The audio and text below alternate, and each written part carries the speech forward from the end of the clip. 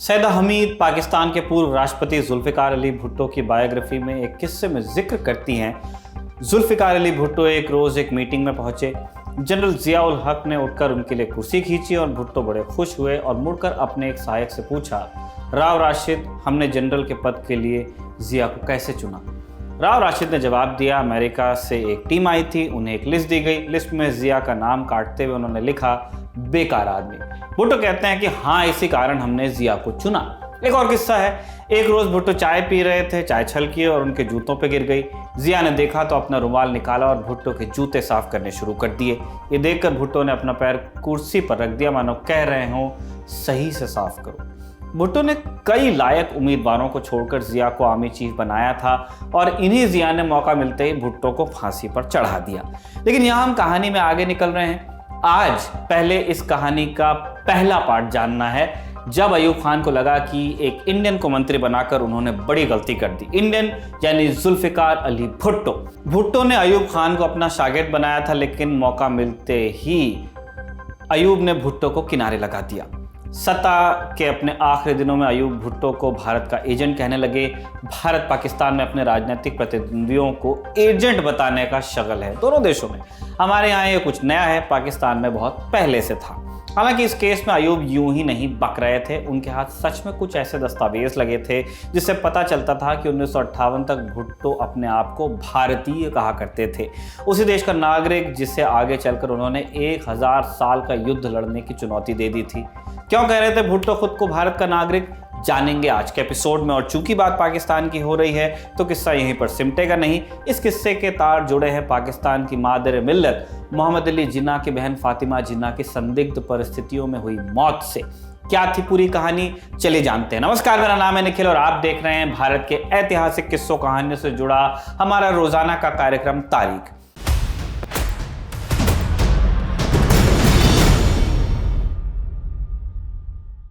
शुरुआत इस किस्से से जब जुल्फ़िकार अली भुट्टो ने खुद को भारतीय कहा। मोहम्मद अली जिन्ना जब पाकिस्तान गए तो अपना एक हिस्सा भारत में ही छोड़ गए थे। मरते दम तक उनका बॉम्बे से लगाव बना रहा। कुछ ऐसा ही जुल्फ़िकार अली भुट्टो के बारे में भी था। बॉम्बे में रहकर उन्होंने स्कूलिंग और कॉलेज किया था। आज़ादी के कुछ वक्त पहले भुट्टो के पिता शाहनवाज भुट्टो जूनागढ़ के दीवान नियुक्त हुए और वहाँ के नवाब महाबत खान को पाकिस्तान का हिस्सा बनने के लिए राजी भी किया। हालांकि शाहनवाज भुट्टो की ये चाल कामयाब नहीं हुई। जूनागढ़ के लोगों ने विद्रोह कर दिया। नतीजतन महाबत खान को पाकिस्तान भागना पड़ा। जाते जाते वो शाहनवाज को भी अपने साथ ले गए। जुल्फ़िकार भुट्टो की उम्र तब सिर्फ 19 साल के आसपास रही होगी। बॉम्बे उनको बहुत प्यारा था। यहाँ सुंदर क्लब से खेलते हुए उन्होंने दाएं हाथ का उम्दा बल्लेबाज बनने के सपने देखे थे। यहीं रहते हुए स्कूल में उनकी दोस्ती पीलू मोदी से हुई थी, जो आगे जाकर सांसद और स्वतंत्र पार्टी के संस्थापक भी बने। भुट्टो 15 अगस्त 1947 यानी बंटवारे के बाद भी बॉम्बे में थे, लेकिन फिर बॉम्बे में भड़के दंगों ने उन्हें भागने के लिए मजबूर कर दिया। 8 सितंबर 1947 को भुट्टो ने अमेरिका के लिए उड़ान भरी। इस समय उनके पास भारतीय पासपोर्ट था। बॉम्बे में उनकी कई प्रॉपर्टीज छूट गई थी। पाकिस्तान जाते हुए शाहनवाज भुट्टो बॉम्बे की अपनी जायदाद अपने बेटे के नाम कर गए थे। इनमें से 2 प्रॉपर्टीज से भुट्टो का खास लगाव था। एक चर्च गेट पर स्थित एस्टोरिया होटल और 4 वर्ली एस्टेट वाला बॉम्बे हाउस, जिसे शाहनवाज ने 25,344 रुपए लीज और ₹1 सालाना किराए पर बॉम्बे म्यूनिसिपल कॉरपोरेशन से लिया था। एस्टोरिया होटल को 1951 में नीलाम कर दिया गया। भुट्टो के घर के लिए एक संरक्षक नियुक्त किया गया। संभव था कि इसे भी नीलाम कर दिया जाता, लेकिन भुट्टो पहुंच गए कोर्ट। समिति के सामने दाखिल किए अपने शपथ पत्र में भुट्टो ने लिखा, कैम्ब्रिज का एंट्रेंस पास करने के बाद मैं यूएस चला गया। इससे पहले मैं बॉम्बे का स्थायी नागरिक था। जब मैं अमेरिका गया तब मेरे पास भारत का पासपोर्ट था। आगे शपथ के दौरान भुट्टो ने कहा, मुझे नहीं पता कि मेरी बहनों ने बॉम्बे कब छोड़ा, लेकिन मेरी पढ़ाई बॉम्बे में हुई थी और मैं कराची का रहने वाला भी नहीं हूँ। यानी भुट्टो कह रहे थे कि वो पाकिस्तान के नागरिक नहीं, इसलिए उनकी प्रॉपर्टी उनको वापस मिल जानी चाहिए क्योंकि वो बॉम्बे के यानी भारत के नागरिक थे। भुट्टो की इन दलीलों का कोई असर नहीं हुआ, लेकिन भुट्टो ने सुप्रीम कोर्ट में पिटीशन डाली। ये जानकारी हमें बार एंड बेंच वेबसाइट में लिखे संजय घोष के आर्टिकल से मिली। भुट्टो का यह भेद पाकिस्तान में काफी बाद में खुला, लेकिन जब तक खुला तब तक भुट्टो अपना काम कर चुके थे। भुट्टो की राजनीतिक पारी को पनाह मिली सैनिक तानाशाह अयूब खान के दौर में। दरअसल भुट्टो के पिता पाकिस्तान जाकर सिंध के लरकाना में बस गए थे। भुट्टो की मां लड़काना से ही थी। शादी से पहले वो हिंदू थी और उनका नाम लखीबाई था। शादी के बाद उन्होंने अपना नाम बदलकर खुर्शीद बेगम कर लिया था। लड़काना में भुट्टो परिवार खासा रसूख रखता था, जिसके चलते उनकी पाकिस्तान के गवर्नर जनरल और बाद में राष्ट्रपति बने इस्कंदर मिर्जा से अच्छी खासी दोस्ती थी।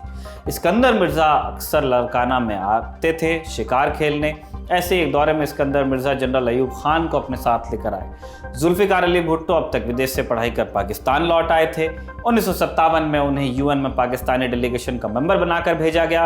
58 में पहला तख्ता पलट हुआ। 26 और 27 अक्टूबर की दरमियानी रात अयूब खान ने राष्ट्रपति भवन में फौज भेजी और इस्कंदर मिर्जा को प्लेन में बिठाकर लंदन रवाना कर दिया गया। संविधान भंग हो गया था और जिन्ना के सपने पर कुंडली मारकर बैठ गए नए राष्ट्रपति अयूब खान।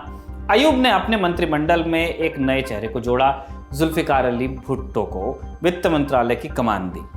विदेश में पढ़े भुट्टो डिप्लोमेसी में माहिर थे। 1960 में भारत के साथ हुई इंडस वाटर ट्रीटी में भुट्टो ने अहम भूमिका निभाई। साथ ही वो पाकिस्तान और सोवियत संघ के बीच एक तेल खनन संधि करवाने में भी कामयाब रहे। भारत के साथ सोवियत संघ की नजदीकी के चलते ये संधि पाकिस्तान के लिए बड़ी जीत थी। भुट्टो का कद रातों रात ऊंचा हो गया। 16 अप्रैल 1965 की CIA की एक डिक्लासिफाइड रिपोर्ट बताती है कि अयूब खान भुट्टो पर पूरी तरह निर्भर रहने लगे थे। 1963 में भुट्टो विदेश मंत्रालय का कार्यभार संभालते हैं। भुट्टो से पहले पाकिस्तान पूरी तरह से US के पाले में था, लेकिन 62 के युद्ध में चीन के हाथों हार मिलने के बाद अमेरिका ने भारत को मिलिट्री मदद देना शुरू किया। इसके नतीजे में भुट्टो ने चीन की तरफ हाथ बढ़ाया। भुट्टो यूं भी सोचते सोच वाले नेता थे, इसलिए अमेरिका के प्रति उनके दिमाग में ज्यादा हमदर्दी थी नहीं। भुट्टो के इन कदमों ने उन्हें काफी ताकतवर बना दिया और अब वो अयूब को आंखें दिखाने लगे। लेकिन कहानी आगे बढ़े उससे पहले इस खेल में एंट्री होनी थी जिन्ना की। कैसे? 1962 में अयूब खान ने एक नया संविधान लागू किया जिसमें चुनाव शामिल थे, लेकिन आम लोगों को वोट की ताकत थी नहीं। नए संविधान में इलेक्टोरल कॉलेज की व्यवस्था थी जिसमें सिर्फ 60 से 80 हजार पाकिस्तानियों को वोट देने का हक था। 1965 में अयूब ने खुद को फील्ड मार्शल घोषित कर दिया। विरासत का हकदार उनका बेटा था, लेकिन अयूब थोड़ा डेमोक्रेसी भी दिखाना चाहते थे, लेकिन ज्यादा नहीं। बस खाने में जितना नमक होता है उतनी डेमोक्रेसी उनको चाहिए थी। 1965 में चुनाव हो गए। अयूब को लगा निर्विरोध जीतेंगे। उनके सामने लेकिन लालटेन लेकर जिन्ना का भूत खड़ा हुआ। कहने का मतलब जिन्ना की बहन फातिमा जिन्ना ऑपोजिशन के संयुक्त उम्मीदवार बनी और उन्होंने अपना चुनाव चिन्ह बनाया लालटेन को। फातिमा जिन्ना ने अपनी आंखों से अपने भाई को कराची की गर्मियों में बीच सड़क पर खड़ी एक एम्बुलेंस में भिन भिनाती मक्खियों के बीच मरते हुए देखा था। जिन्ना की मौत के 2 साल बाद तक उन्हें किसी सार्वजनिक कार्यक्रम में बोलने की इजाजत नहीं दी गई। 1951 में जिन्ना की तीसरी बरसी आई, तब जाकर फातिमा को इजाजत मिली कि वो पाकिस्तान के नाम एक रेडियो संदेश दें। अपने रेडियो संदेश में जैसे ही फातिमा ने जिन्ना की मौत वाले दिन एम्बुलेंस के रुकने का जिक्र करना शुरू किया, प्रसारण काट दिया गया जो कि लाइव था। फातिमा को ताउम्र शक रहा कि उस दिन यूं ही एम्बुलेंस का पेट्रोल खत्म नहीं हुआ था, बल्कि शायद ये कोई साजिश थी। अपने अनुभवों के चलते फातिमा जिन्ना का पाकिस्तान से विश्वास उठ गया। इसलिए जब 1958 में अयूब खान तानाशाह बने, फातिमा ने कहा कि जो हुआ ठीक हुआ। हालांकि उनका यह भ्रम भी चंद सालों में ही जाता रहा। 1965 में उन्होंने खुद मैदान में उतरने की ठानी। इस बात से अयूब इतने आग बबूला हुए कि उन्होंने सड़कों पर गले में लालटेन लटकाए कुत्ते घुमा दिए। चुनाव में खूब धांधली हुई। इसके बावजूद फातिमा जिन्ना ढाका और कराची जीतने में कामयाब रही। हालांकि अब वो अयूब की आंख का बन गई थी नासूर। जुलाई 1967 में वो अपने होटल के कमरे में मृत पाई गई। कुछ यही हाल 1963 में बंगाल के कसाई सोहरावर्दी का हुआ था, जब उन्होंने अयूब को ललकारने की कोशिश की। कई लोगों ने बाद में बताया कि फातिमा जिन्ना के शरीर और गले पर निशान थे। हालांकि सोहरावर्दी की तरह उनका भी पोस्टमार्टम नहीं करवाया गया। 1965 में ही एक और घटना हुई। अयूब ने ऑपरेशन जिब्राल्टर के तहत भारत पर हमला किया, लेकिन कामयाब नहीं हुए। इस घटना ने और फातिमा जिन्ना की मौत ने अयूब के खिलाफ बगावत के बीज बोए और इस मौके का फायदा जिस शख्स ने उठाया वो थे जुल्फिकार अली भुट्टो। हिस्ट्री में आप देखिए किस तरह से आदमी मौजूद रहा। भुट्टो अब तक लोकप्रिय हो चुके थे। ताशकंद समझौते का ठीकरा अयूब के सर फोड़ने के बाद उन्होंने जून 1966 में इस्तीफा सौंप दिया। अयूब भुट्टो की इस बगावत से बौखला गए। संजय घोष अपने आर्टिकल में लिखते हैं कि इसी बीच अयूब के हाथ भुट्टो के कुछ दस्तावेज लग गए, जिनका ब्यौरा अयूब ने अपनी डायरी में लिखा। 3 मार्च 1967 को लिखी अपनी डायरी एंट्री में अयूब लिखते हैं, भारत से आए कुछ दस्तावेज मेरे हाथ लगे हैं, जिनसे पता चलता है कि 1958 तक भुट्टो खुद को भारतीय बताते थे। 30 जून की एंट्री में अयूब लिखते हैं, बॉम्बे की 50 लाख की प्रॉपर्टी के लिए यह आदमी अपनी आत्मा बेचने को तैयार हो गया था। उधर भुट्टो ने पूर्वी पाकिस्तान में मुजीबुर रहमान की अवामी लीग के साथ मिलकर अयूब की नाक में दम करना शुरू कर दिया। सड़कों पर प्रदर्शन होने लगे। 1969 में अयूब ने पूर्वी पाकिस्तान का दौरा किया, जहां उन पर जानलेवा हमला हो गया। जब अयूब को पता चला कि कॉलेज में प्रदर्शन कर रहे छात्र उन्हें कुत्ता बुला रहे हैं, उन्होंने गद्दी छोड़ने का फैसला कर लिया और याह्या खान को अगला राष्ट्रपति नियुक्त कर खुद नेपथ्य में चले गए। याह्या खान की छाया में 1970 में चुनाव हुए। भुट्टो की पाकिस्तान पीपल्स पार्टी और मुजीब की आवामी लीग आमने सामने थी। इन चुनावों में आवामी लीग को बहुमत मिला। ये भुट्टो के लिए सदमे जैसा था। उन्होंने ऐलान किया कि अगर आवामी लीग के किसी मेंबर ने नेशनल असेंबली में घुसने की कोशिश की तो उसकी टांगें तोड़ देंगे। भुट्टो की जिद की कीमत पाकिस्तान को 2 टुकड़ों में बंटकर चुकानी पड़ी। भुट्टो ने इस हार का ठीकरा भी याह्या खान के सर फोड़ दिया और अपना पॉलिटिकल करियर बचाने में कामयाब रहे। 20 दिसंबर 1971 जुल्फिकार अली भुट्टो पाकिस्तान के चौथे राष्ट्रपति बन गए। इस तरह 1973 में चुनाव हुए और आखिरकार उनका प्रधानमंत्री बनने का सपना साकार हुआ। उन्होंने भूमि सुधार कानून लागू किए, पाकिस्तान में हेवी इंडस्ट्रीज की शुरुआत की और पाकिस्तान का न्यूक्लियर प्रोग्राम भी शुरू करवाया, जिसके लिए उनका बयान फेमस हुआ था कि हम घास फूस खाकर जिंदा रह लेंगे लेकिन परमाणु शक्ति हासिल करके रखेंगे। भुट्टो का नारा था रोटी, कपड़ा और मकान। गरीबों के बीच वो दिनों दिन लोकप्रिय होते जा रहे थे, लेकिन अभी उनके साथ वही खेल होना था जैसा सोहरावर्दी, फातिमा जिन्ना और अयूब खान के साथ हुआ। भुट्टो ने वरीयता और काबिलियत में कमज़ोर होने के बावजूद जिया उल हक को अपना आर्मी चीफ बना दिया। जिया की चापलूसी के किस्से हमने आपको शुरुआत में बताए। जिया ने मौका पाते भुट्टो को फांसी पर चढ़ा दिया। अपने आखिरी दिनों में भुट्टो को जेल में नर्क जैसे दिन गुजारने पड़े। उनके पूरे शरीर पर फोफले हो गए थे, फिर भी उन्हें अस्पताल जाने नहीं दिया गया। भुट्टो ने खुद अपनी जान तो गंवाई ही, उनकी गलती का खामियाजा पाकिस्तान को 10 साल तक भुगतना पड़ा। जिया उल हक एक हवाई हादसे में मारे गए। उसके आगे की कहानी भी कमोबेश वैसी ही है। बेनज़ीर प्रधानमंत्री बनती है, नवाज शरीफ के वक्त भी लोकतंत्र बरकरार रहता है, फिर परवेज़ मुशर्रफ आते हैं और फिर से तख्ता पलट कर देते हैं। फिर बेनज़ीर भी एक फिदायीन हमले में मारी जाती हैं। इन सारी मौतों का कभी कोई हिसाब नहीं हुआ। बाकी पाकिस्तान कहने को अभी भी है, लेकिन ये जिन्ना के सपनों का पाकिस्तान है या नहीं, ये पाकिस्तान को खुद तय करना है। अंत में आपको जुल्फिकार अली भुट्टो की बेटी बेनज़ीर का एक किस्सा सुनाते हुए चलते हैं। इस किस्से का जिक्र बेनज़ीर ने अपनी आत्मकथा में किया है। भुट्टो की फांसी के बाद भी जिया उल हक ने उनके परिवार को नज़रबंद रखा। बेनज़ीर अपनी माँ के साथ 6 महीने तक एक घर में नज़रबंद थी। एक रोज़ उनकी बहन उनसे मिलने आई, साथ में सेना के कैप्टन इफ्तिकार भी थे।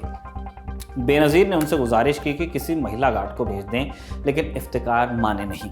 बेनज़ीर अपनी बहन को लेकर घर के अंदर गईं। पीछे पीछे इफ्तिकार भी आए।